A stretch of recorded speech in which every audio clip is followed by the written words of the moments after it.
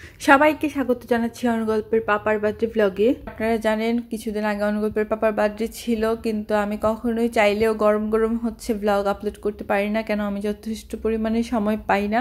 ওর বার্থডেটা মোটামুটি 2-3 দিন ধরে হয়েছে, তো চেষ্টা করবো আজকে প্রথম দিনের পর্বটা হচ্ছে সবার সাথে শেয়ার করতে।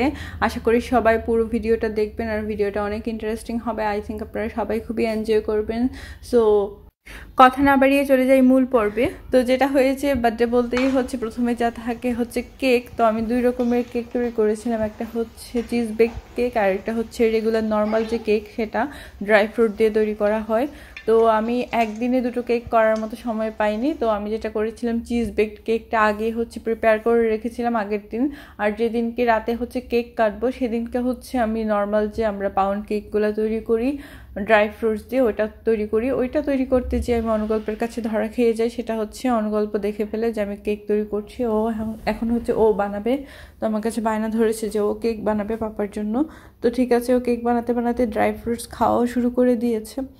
তো যেটা হয়েছে সব কিছু রেডি ছিল টেবিলে, ও একটার পর একটা মিক্স করে দিয়েছিল, তারপর আমি হচ্ছে ওটা বেক করতে দিয়ে দিই।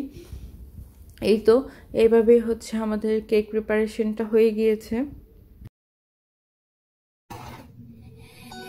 কি বানাচ্ছ? কেক বানাচ্ছ? আমি কেক বানাচ্ছি।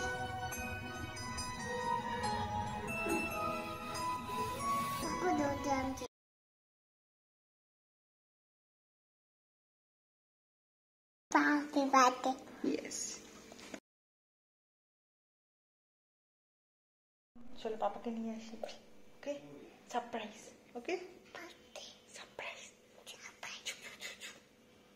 অনুগল্পের পাপা এসব কেকের ব্যাপারে কিছুই জানতো না, ওকে আমরা বন্দি করে রেখে এগুলো হচ্ছে টেবিলে সাজিয়েছি।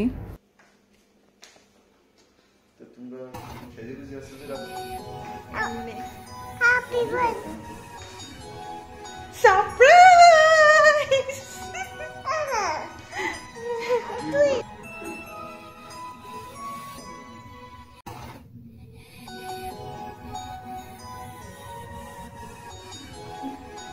এখানে দাঁড়াবে, ওর জায়গা মতো চলে গেছে।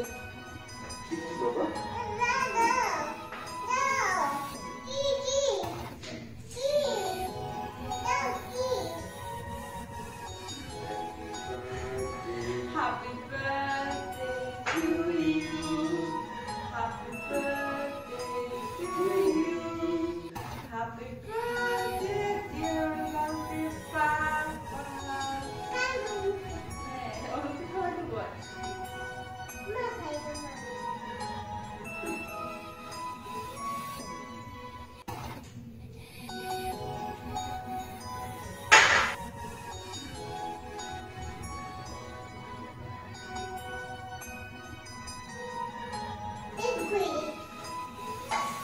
Help করে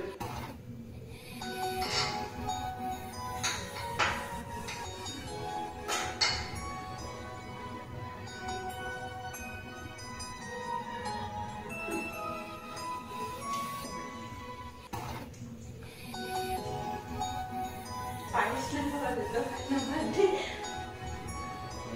আমি খাই দেবো পাইস।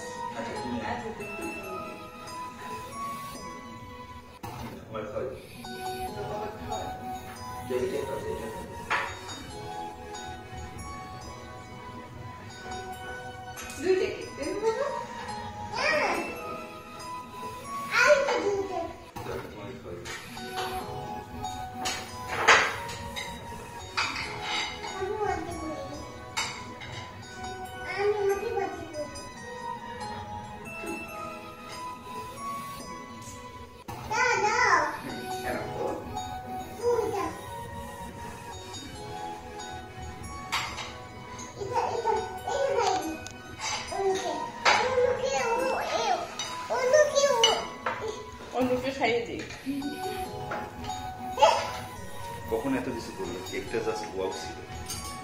কেক তো অনুভব বানাইছে। মতো নাম আমি তো তুমিই বানাইছি। Happy birthday. Birthday to me. Thank you.